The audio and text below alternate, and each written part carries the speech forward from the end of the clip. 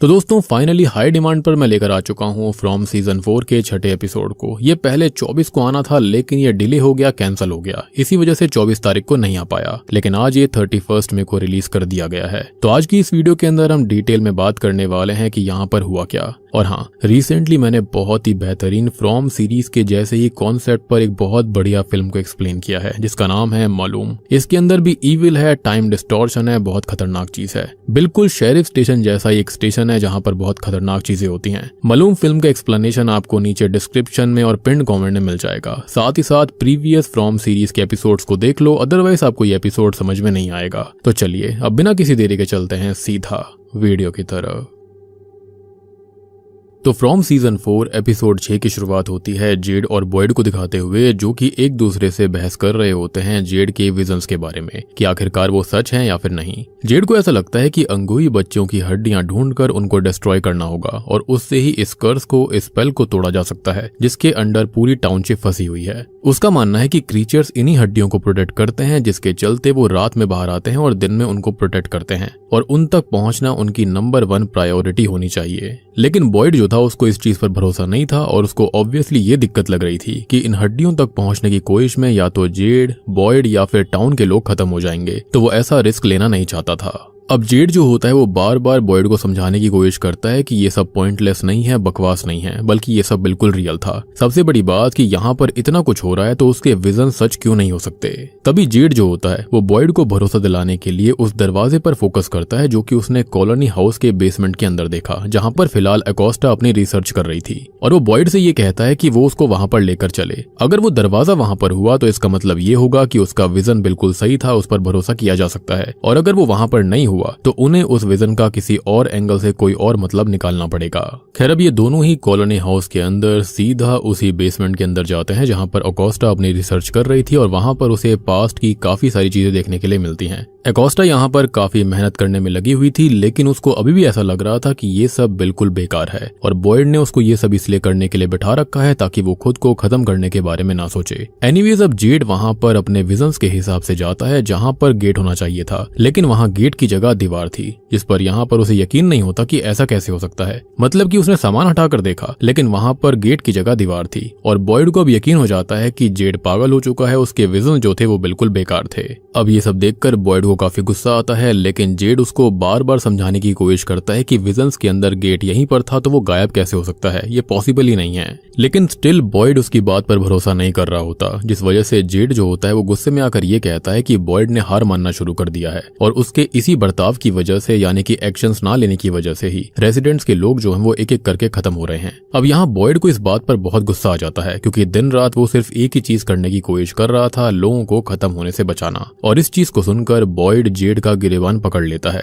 But मेरे हिसाब से उस सिचुएशन को संभाल ना पाने के लिए उसको बुरा बोलना गलत है, जो कि इंसान की समझ से ही बाहर था। और बॉयड यहाँ पर हर एक मुमकिन कोशिश कर रहा था ताकि टाउन का कोई भी व्यक्ति खत्म ना हो। इनफैक्ट हमने देखा भी था कि शायद से 90 दिन तक कोई व्यक्ति खत्म हुआ भी नहीं था जब तक यहाँ पर ईथन का परिवार नहीं आया। एनीवेज जेड बॉयड के गुस्से से बिल्कुल नहीं डरता, बल्कि वो उससे ये कहता है कि इस विजन वाली बात को वो सीरियसली सोचे, क्योंकि इस नर्क जैसी जगह के राज समझने के लिए उनके पास फिलहाल यही सबसे बड़ा क्लू था। खैर अब कैनी किचन में चल रही उस बहस के आखिरी हिस्से को सुन लेता है, देख लेता है। खैर अब जेड वहां से चला गया था और वो बॉयड से पूछता है कि दिक्कत क्या है। अब बॉयड और कैनी यहाँ पर कॉलोनी हाउस के बाहर जाकर बात करते हैं, जहाँ पर बॉयड जो होता है वो कैनी को सारी बात बताता है कि आखिरकार जेड ने अपने विजन्स में मशरूम खाने के बाद क्या देखा था। उसको ऐसा लगता है कि बेसमेंट के अंदर कोई ना कोई गेट है जहाँ से टनल्स में जाया जा सकता है और उनको वहां से मॉन्स्टर से लड़कर या फिर उनसे छुपकर उन बच्चों की, यानी कि अंगूई बच्चों की हड्डियां बाहर लानी होंगी, जिससे ही इस टाउन से बाहर निकला जा सकता है। यानी कि वो यहाँ पर कैनी को सारी बात बता रहा था, बेसिकली एक रिकैप दे रहा था। सबसे इंटरेस्टिंग बात कि बॉयड जो होता है वो कैनी को ये बता देता है कि वो उससे ये सब छुपाना नहीं चाहता था और वो उसको बताने ही वाला था ताकि यहाँ पर बीच में कोई भी मिसअंडरस्टैंडिंग ना हो। खैर अब ये सब देखते हुए कैनी जो होता है वो बॉयड को विक्टर की बनाई हुई येलो सूट मैन की ड्राइंग दिखाता है, जिसके अंदर उसने उसकी माँ को खत्म कर दिया था, उसको वो खा रहा था। अब कैनी बॉयड से ये बोलता है कि उन्हें विक्टर से बात करनी होगी और इस चीज को ढूंढना होगा, यानी कि इस आदमी को, क्योंकि अगर उसने पास्ट में ऐसा कुछ किया था तो हो सकता है कि वो आज भी टाउन के आसपास ही हो और सबसे बड़ी बात, इससे पहले वो किसी और की आंतें वैसे ही निकाल दे जैसे कि उसने मिरांडा के साथ किया था, तो उससे पहले ही उन्हें उसको ढूंढना पड़ेगा। लेकिन विक्टर की वजह से उन्हें अपनी ये बात बीच में ही रोकनी पड़ती है, क्योंकि विक्टर कॉलोनी हाउस की छत के कोने पर खड़ा हुआ था और ऐसा लग रहा था जैसे कि वो कूदने वाला हो। लेकिन बॉयड और कैनी जल्दी से ऊपर भागते हैं देखने के लिए कि विक्टर को हुआ क्या है। अब विक्टर तभी अपने बचपन का एक हादसा याद करता है जहां पर एक आदमी ने उसी जगह से कूदकर खुद को खत्म कर दिया था, क्योंकि वो इस मनहूस टाउन से बाहर निकलने का रास्ता नहीं ढूंढ पा रहा था। वो काफी डिप्रेशन में था। लेकिन हम देखते हैं कि विक्टर ऐसा कुछ भी नहीं करने वाला था। वो खाली उदास था क्योंकि उसने अपने पिता हेनरी को बता दिया था कि उसकी माँ मिरांडा के साथ क्या हुआ, और वो थोड़ा सा डरा भी हुआ था क्योंकि उसको फील हो रहा था कि शायद से येलो सूट मैन वापस आ सकता है। लेकिन हम जानते हैं कि वो कौन है, वो है सोफिया। खैर, अब बॉयड विक्टर से पूछता है कि क्या उसे येलो सूट मैन के साथ अपना लास्ट एनकाउंटर या फिर कोई बात याद है जो कि उनकी हेल्प कर सके, यानी कि उससे लड़ने में। ये सुनते ही विक्टर छत के कोने की तरफ कुछ और कदम बढ़ा देता है और बॉयड बड़े आराम से उसको रोक लेता है ताकि वो अपनी मौत की तरफ ना बढ़े। विक्टर कहता है कि वो येलो सूट मैन के बारे में कुछ जरूरी बातें याद करने की कोशिश कर सकता है और बॉयड उससे बोलता है कि ये सब घर के अंदर करा जाएगा, छत पर नहीं। और विक्टर बात मान लेता है और फाइनली कोने से पीछे हट जाता है। उसके बाद तीनों ही विक्टर के रूम में जाते हैं जहाँ पर विक्टर ये बताता है कि येलो सूट मैन भी बाकी सब लोगों की तरह ही टाउन में आया था, और ये बात हम पहले भी जान चुके हैं। विक्टर के हिसाब से येलो सूट मैन जो था वो काफी फनी था और वो एक कार का इस्तेमाल करके टाउनशिप के अंदर आया, जो कि बड़ी और ब्राउन कलर की कार थी। क्योंकि सारी कार्स एक जगह पर बेकार पड़ी हुई हैं, तो बॉयड सोचता है कि शायद विक्टर वहां पर जाकर उन्हें वो कार दिखा सकता है ताकि उसकी जांच करी जा सके और देखा जा सके कि उसके अंदर कोई जरूरी क्लू या फिर सामान तो नहीं है। लेकिन येलो सूट मैन का नाम सुनते ही विक्टर फिर से पैनिक करने लगता है, क्योंकि उसकी वजह से ही उसको बुरे सपने आया करते थे। खैर, विक्टर कोई ठीक जवाब दे पाता उससे पहले ही डोना रूम के अंदर आ जाती है बॉयड को शेड तक लेकर जाने के लिए, ताकि वो स्केयरक्रो और डॉल अटैक के बारे में बात कर सकें। अब शेड की तरफ जाते वक्त उनकी मुलाकात ईथन से होती है, जो कि बॉयड से विक्टर के बारे में पूछता है। तभी ईथन कॉलोनी हाउस की तरफ चला जाता है उससे बात करने के लिए, जबकि कैनी और बॉयड डोना के साथ शेड तक पहुंच गए थे, जहां पर टेबिथा पहले से ही उनका इंतजार कर रही होती है। अब वहां जाकर उनको पता चलता है कि एलिस असल में फातिमा के रूम में गया है देखने के लिए कि वो कैसी है, और पैटी जो है वो क्लिनिक गई है अपने जलने वाले जख्मों का इलाज करवाने के लिए, जो कि उन 3 डॉल्स में से एक ने उसको दिए थे। इसके बाद डोना और टैबी रॉजर की लाश दिखाते हैं और ये शॉकिंग बात बताते हैं कि सेटलमेंट में गई टीम पर जायंट डॉल्स ने अटैक कर दिया था, यानी कि वो खेती का कुछ भी सामान नहीं ला पाए, और ये बात ऑब्वियसली काफी डरावनी थी। लेकिन अब यहाँ पर डोना उनको यकीन दिलाती है कि उन डॉल्स को खत्म किया जा सकता है या फिर रोका जा सकता है, और वो भी उन लकड़ी के डंडों से जो कि बस डेकोरेशन लग रहे थे, यानी कि वो टोटेम्स जो कि सेटलमेंट के एंट्री पॉइंट पर रखे गए थे लेक के पास में। और जेड ने पहले ही कहा था कि ये सुरक्षा के लिए हैं, लेकिन ये बात किसी को पता नहीं थी कि वो भाले की तरह एक्ट करते थे। इनफैक्ट डोना जो होती है वो बताती है कि टैबी ने ही उन 3 डॉल्स में से एक के अंदर इसको आर पार कर दिया था और डॉल वहीं पर ढेर हो गई। और तभी हम ये जान पाते हैं कि रॉजर का मुंह जो था वो तारों से सिल दिया गया था और उसकी आंखों पर बटन्स लगा दिए गए थे ताकि वो बिल्कुल डॉल जैसा दिखे। मतलब कि ये डॉल सिर्फ तुमको बुरी तरह से खत्म नहीं करती, बल्कि खत्म करने के बाद में तुम्हारा मजाक भी बनाती है। अब बॉयड और कैनी तो ये सब देखकर बिल्कुल हैरान रह गए थे, चुप रह गए थे कि मॉन्स्टर से भी खतरनाक चीज यहाँ पर कुछ है। और मार्टिन ने उससे पहले ही कहा था कि यहाँ मॉन्स्टर तो कुछ भी नहीं है, उससे भी बहुत खतरनाक चीजें मौजूद हैं। सबसे बड़ी बात कि बॉयड और कैनी जो थे वो जेड और विक्टर की डरावनी ड्राइंग और कहानियों को सुनने के बाद में इतनी सारी चीजों को प्रोसेस नहीं कर पा रहे थे। एनीवेज, दूसरी ओर एलिस फातिमा के रूम के अंदर उसके साथ बैठा होता है और उसने उस गोलेम को कंप्लीट कर लिया था। वो उसको घूर कर देख रहा होता है जो उसने बनाया। सच में वो बिल्कुल एब्स्ट्रैक्ट आर्ट का अजीब सा एग्जाम्पल लग रहा होता है। अब एलिस जो था वो यहाँ पर परेशान था और समझना चाहता था कि आखिरकार फातिमा के दिमाग में चल क्या रहा है कि उसने इतनी ज्यादा डरावनी चीज बनाई है, और ऐसी क्या चीज थी जिसके चलते इसको बनाने पर उसे मजबूर कर दिया गया। तब फातिमा ये बताती है कि जब वो छोटी थी तब वो बहुत चीजों से डरती थी, इसलिए उसके पिता उसको जिन, विष्णु भगवान, कृष्ण भगवान, गोलम ऑफ प्राग और कई दूसरी मैजिकल चीजों की स्टोरी सुनाया करते थे। देख रहे हो, मतलब हमारे इंडियन भगवान भी यहाँ पर आ गए। और उसके पिता ऐसा इसलिए करते थे ताकि वो अपने डर वाले पलों से बाहर आ सके। मेरा ख्याल है कि फातिमा ये कहना चाहती है कि असली दुनिया में इन काल्पनिक चीजों की कोई ताकत नहीं होती, और इसलिए तुम उन्हें सिर्फ अपनी इमेजिनेशन में सोच सकते हो ताकि वो किसी ना किसी तरह तुमको हिम्मत दे सके। यानी कि अब वो फाइनली इन चीजों पर भरोसा करना चाहती थी जिस पर उसने पहले भरोसा नहीं किया। और ये टाउन ऐसा ही है, जो भरोसा करोगे यहाँ पर वही सच होता है। लेकिन सोच कर देखो कि फ्रॉमविल एक ऐसी अजीब दुनिया है, ऐसा टाउन है जहाँ पर मॉन्स्टर और कातिल डॉल सच में मौजूद हैं, यानी कि लोगों के डर यहाँ पर रियल नाइटमेयर बन जाते हैं। तो शायद इन्हीं काल्पनिक ताकतों को भी सच में जिंदा किया जा सकता है और उनका उसे इन मॉन्स्टर्स और किलर डॉल से लड़ने के लिए भी इस्तेमाल किया जा सकता है। इनफैक्ट जूली और रैंडल की स्टोरी वॉकिंग वाली कॉन्वर्सेशन के दौरान उन्होंने भी बात करी थी कि टाउनशिप की आइडिया और कॉन्सेप्ट जो है वो शायद से असल दुनिया में लीक हो जाते हैं और फिर कहानियां बन जाते हैं, और इसलिए अगर इन कहानियों को टाउनशिप के अंदर समझकर उसको उल्टा किया जा सके, इस्तेमाल किया जा सके, तो वो एक प्रैक्टिकल टूल भी बन सकता है जो कि उनके यहाँ से निकलने का रास्ता बन सकता है। खैर अब एलिस ये सारी बातें बॉयड को बताता है और अब तक जो कुछ भी हो चुका था उसके बाद में फातिमा की थियोरीज बॉयड को इतना शॉक नहीं कर रही थी। अब तभी ईथन विक्टर के पास पहुंचता है जो कि उस कार की ड्राइंग बनाने में व्यस्त होता है जिसके अंदर येलो सूट मैन टाउन में आया था, और विक्टर जो है वो हमेशा इन्हीं पिक्चर्स के जरिए लोगों से बात करता था, यानी कि उन मेमोरीज के बारे में जो कि उसको डराया करती थी। अब ईथन जानना चाहता था कि येलो सूट मैन विक्टर को इतना परेशान करता क्यों है, लेकिन विक्टर उसे ये बात बताने से मना कर देता है क्योंकि उसने देखा है कि मिरांडा को असल में उस मॉन्स्टर के खा जाने की कहानी ने उसके पिता हेनरी पर क्या असर डाला था, और वो नहीं चाहता कि ईथन के साथ भी वैसा ही हो। अब ईथन विक्टर को फुसलाने की कोशिश करता है ये कहते हुए कि अगर वो उससे येलो सूट मैन के बारे में बताएगा तो वो भी विक्टर को बताएगा कि सेटलमेंट यानी कि उस लेक में क्या हुआ था। विक्टर उसकी बात में नहीं आता, लेकिन ईथन भी हार नहीं मानता। वो पूछता है कि क्या वो उसके रूम में बैठकर उसके साथ ड्राइंग बना सकता है, इस उम्मीद में कि धीरे धीरे विक्टर उसके साथ खुलकर बात करने लायक कंफर्टेबल हो जाए। जब विक्टर फिर भी नहीं मानता तो ईथन अचानक बता देता है कि उसका लेक वाले मॉन्स्टर के साथ सामना हो चुका है, यानी कि डॉल्स के साथ में। विक्टर पूछता है कि उनके सामने आने के बाद क्या हुआ था, और ईथन अपनी माँ की तारीफ करता है क्योंकि उसने उनमें से एक मॉन्स्टर को मार दिया था, जिसके बाद दूसरा वाला डरकर भाग गया। ये सुनते ही विक्टर अपनी माँ के बारे में बात करता है, यानी कि मिरांडा के बारे में, और बोलता है कि वो भी हमेशा मुस्कुराती रहती थी, बहादुर थी, चाहे वो कितने भी डेंजर में क्यों ना हो,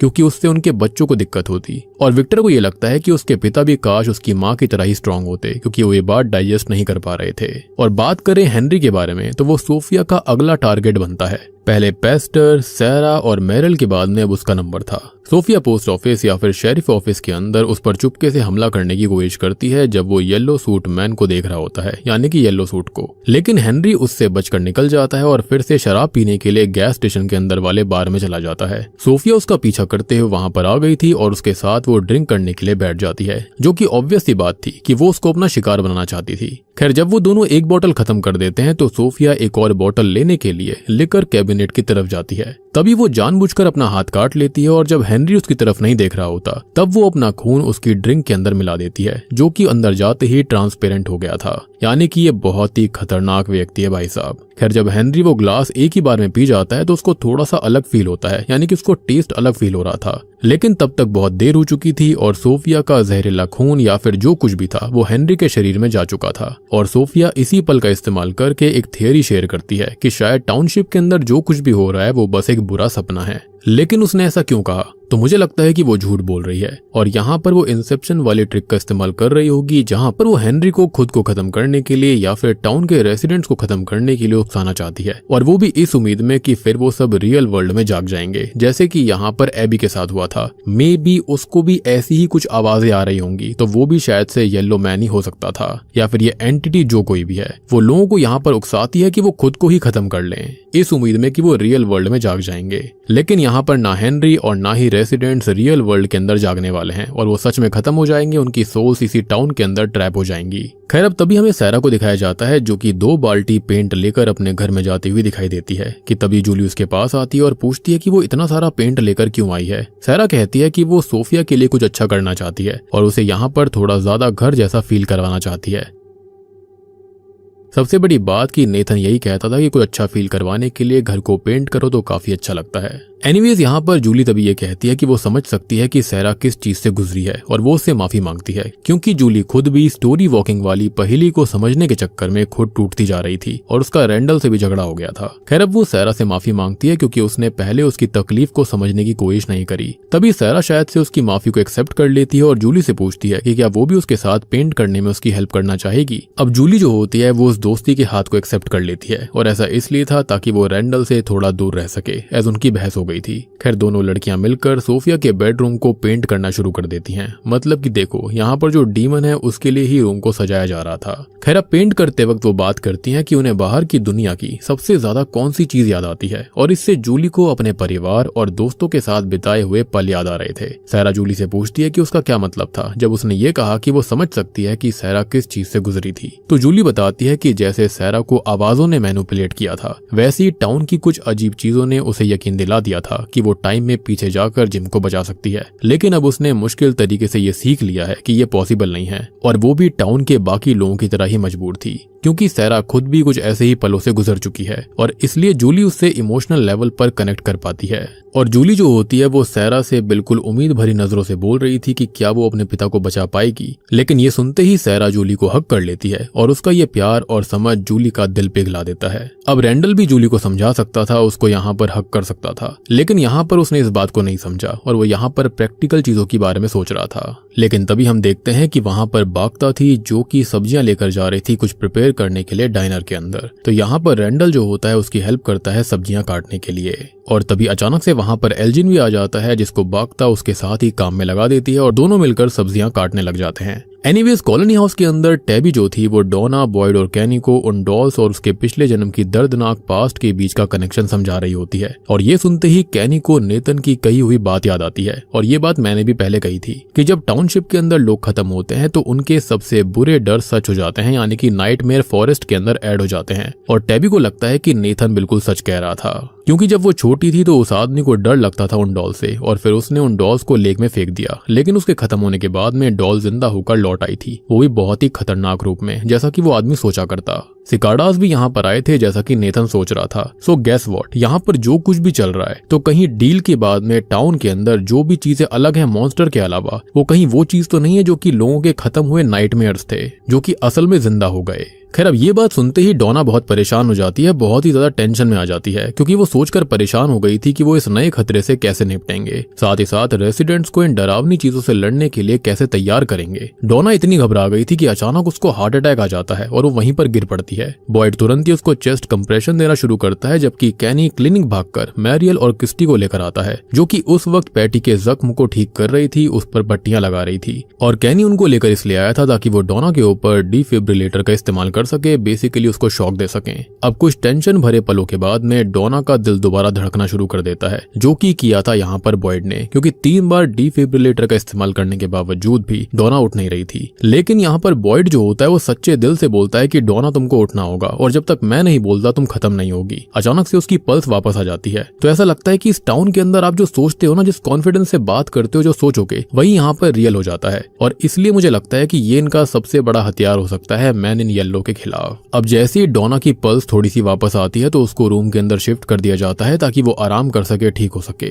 लेकिन पल्स को मॉनिटर करने के लिए वायर्स चाहिए थी, और ये वायर्स के बारे में जेड को पता था, क्योंकि उसने ही सीजन 1 के अंदर यहाँ पर सारी वायर्स का इस्तेमाल किया था। अब बॉयड तुरंत ही जेड के पास जाता है और जेड को याद आता है कि शेड के अंदर वायर्स हैं। वहां जाकर देखने पर जेड जो था वो रॉजर की लाश देखकर बहुत घबरा गया था, क्योंकि उसके आसपास ही वायर्स पड़ी हुई थी। लेकिन बॉयड कहता है कि वो बाद में जेड को सब समझाएगा, फिलहाल डोना को बचाना काफी जरूरी है। अब किसी तरह से जेड जो होता है कनेक्शन कर कर यहाँ पर हार्ट मॉनिटर को ऑन कर देता है ताकि वो देख सके कि डोना की तबीयत और खराब हो रही है या फिर वो बैटल फील कर रही है। बेसिकली उसकी पल्स चेक कर रहे थे कि वो कितनी चल रही है। अब इतने सारे हंगामे की वजह से ईथन और विक्टर भी रूम से बाहर आ गए थे और डोना का हाल चाल पूछने के लिए। पता नहीं क्यों, लेकिन ईथन को यकीन हो जाता है कि डोना अब खत्म होने वाली है, क्योंकि उसका मानना था कि इस टाउन के अंदर सभी खत्म हो जाते हैं, और इसलिए वो टैबी से कहता है कि उसे डोना को एक आखिरी बार गुड बाय बोलने दिया जाए। खैर अब बॉयड की परमिशन मिलने के बाद में ईथन उस रूम में जाता है जहां पर डोना को रखा गया था, और वो उससे वादा करता है कि वो हमेशा बहादुर बच्चा बनेगा जैसा उसने कहा था। और ये बात सुन के वहां मौजूद सभी लोग इमोशनल हो जाते हैं। खैर जब मैरियल और क्रिस्टी डोना को स्टेबल कर देती हैं, तब बॉयड उसके बेहोश शरीर के पास बैठ जाता है और उससे बोलता है कि वो ऐसे नहीं मर सकती, क्योंकि बॉयड का मानना था कि वो इन चीजों को अकेले नहीं संभाल पाएगी और यहाँ पर उसे डोना की सख्त जरूरत है, तो वो तुरंत ही अपनी आंखें खोल ले।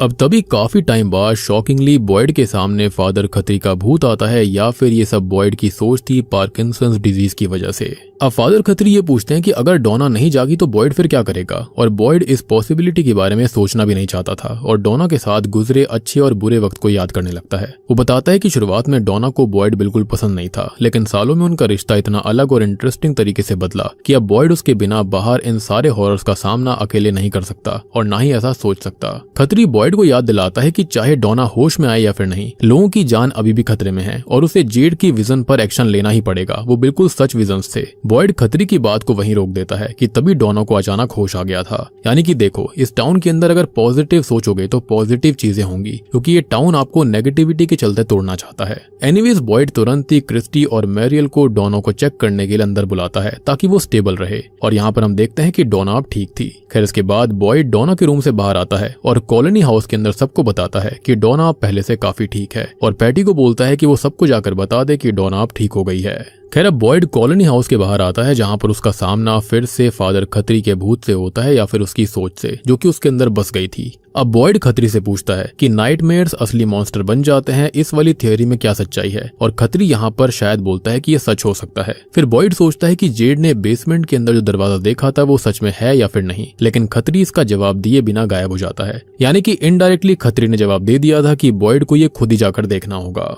अब क्योंकि बॉयड बहुत परेशान हो चुका था कि क्या सच है क्या झूठ है, तो एपिसोड 6 के अंत में वो शेड से एक बहुत ही खतरनाक जैक हैमर उठाता है और बेसमेंट की उसी दीवार को तोड़ देता है जहां पर जेड ने ये बोला था कि दरवाजा होना चाहिए। और जब जेड वहां पर आता है तो वो इस मैडनेस को देखता है, और जैसे ये दीवार टूटती है तो शॉकिंगली उस दीवार के पीछे सच में एक दरवाजा था। जी हाँ, इसका मतलब दो चीजें हैं। पहली, मशरूम्स खाने के बाद आए हुए विजन सच हो सकते हैं, और दूसरा, किसी ने जानबूझकर उस दरवाजे को दीवार के पीछे छुपा दिया होगा कि लोग उसे ढूंढ ना पाए। यानी कि जेड ने जो कुछ देखा वो बिल्कुल सच था, अंगुई बच्चे सच थे, सारी की सारी चीजें बिल्कुल सच हैं।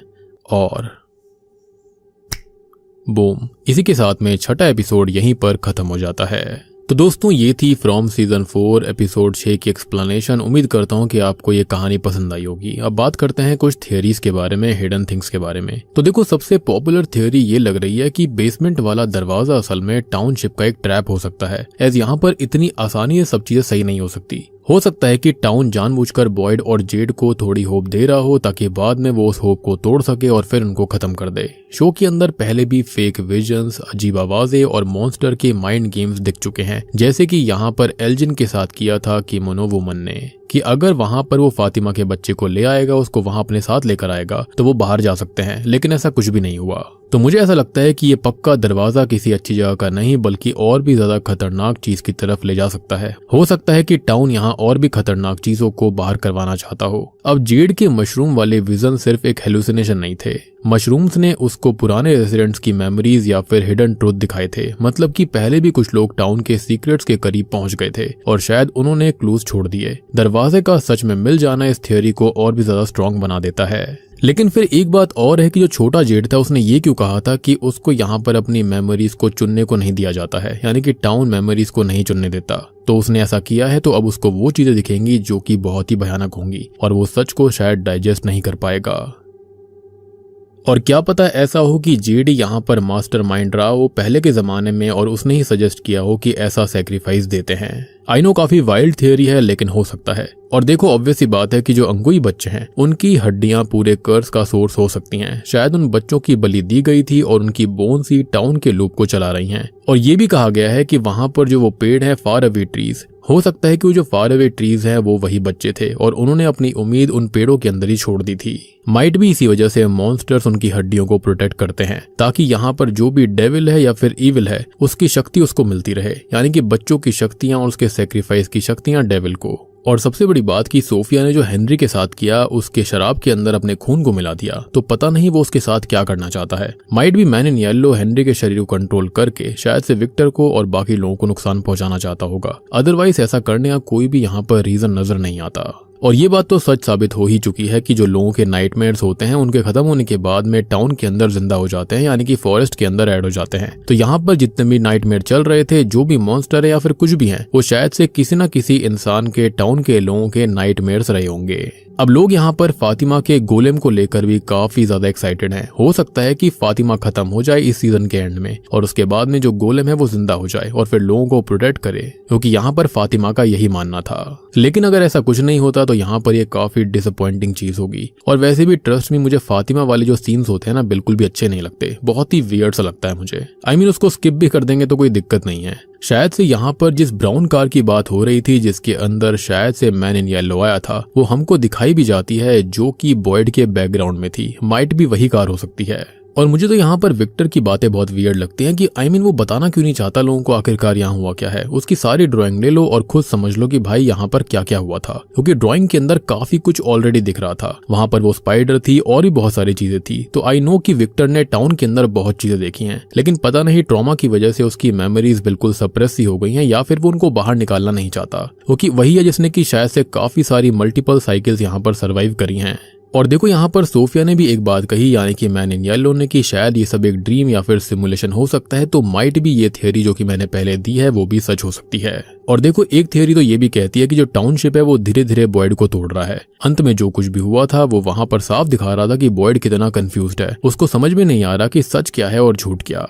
और बेसमेंट का दरवाजा कहीं ऐसा तो नहीं है कि वो टाउनशिप के ओरिजिन तक लेकर जाता है, शायद वही जगह जहां पर ये कर्ज शुरू हुआ था, जहां पर अनखुई बच्चों की बोन्स रखी गई हैं। कुछ लोग तो ये भी बोल रहे हैं कि उस दरवाजे के पीछे टाइम अलग तरीके से चलता होगा और वहां जाते ही वो लोग पास्ट में पहुंच जाएंगे। बाकी इस एपिसोड के अंदर इतनी सारी डिटेल्स या फिर बहुत सारी चीजें हमको दिखाई नहीं गई हैं, काफी नॉर्मल सी चीजें हैं यहाँ पर। और हाँ, एक और इंटरेस्टिंग चीज की बॉयड ने यहाँ डोना को बचाकर काफी सही किया, क्योंकि अगर वो यहाँ पर हार्ट कंप्रेशन को छोड़ देता, चेस्ट कंप्रेशन छोड़ देता, तो शायद से यहाँ पर डोना खत्म हो जाती, क्योंकि क्रिस्टी और मैरियल ने तो उम्मीद छोड़ दी थी। तो शायद से यहाँ पर बॉयड ने एक और नाइटमेयर टाउन के अंदर ऐड होने से बचा लिया, क्योंकि यहाँ पर पक्की बात है कि डोना के अंदर भी तो कोई ना कोई नाइटमेयर होगा किसी ना किसी चीज का, तो वो चीज भी ऐड हो सकती थी, लेकिन अब वो चीज बच गई। बाकी जो एपिसोड था ना वो काइंड ऑफ फिलर एपिसोड था, यहाँ पर ज्यादा कुछ बात करने के लिए है नहीं, काफी सिंपल सा था। इसके अंदर कॉन्वर्सेशन काफी ज्यादा थी। मेन टेक अवे यही एपिसोड का कि जेड ने जो विजन देखा था वो सच्चा था, वो गेट उनको मिल चुका है और अगले एपिसोड के अंदर पक्का ये लोग अंदर जाएंगे और देखेंगे कि आखिरकार वहां पर है क्या, लेकिन इनको एक सॉलिड प्लान बनाना होगा। तो उम्मीद करता हूँ कि आपको फ्रॉम सीजन 4 का छठा एपिसोड पसंद आया होगा। एक्सप्लेनेशन, थियरीज, हिडन चीजें पसंद आई होंगी। पसंद आई है तो वीडियो को लाइक कर दीजिए, चैनल के ऊपर नए हो तो सब्सक्राइब कर लो, क्योंकि अगला एपिसोड भी जल्दी आएगा। और हाँ, रिसेंटली मैंने बहुत ही बेहतरीन डार्केस्ट हॉरर फिल्म को एक्सप्लेन किया है, जो कि है मालूम। बहुत ही जबरदस्त फिल्म है, जाकर नहीं देखा है जाकर देख लो।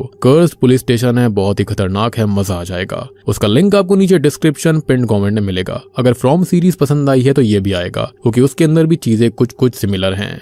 तो मैं आप सबको मिलता हूँ अगली वीडियो के साथ में, तब तक के लिए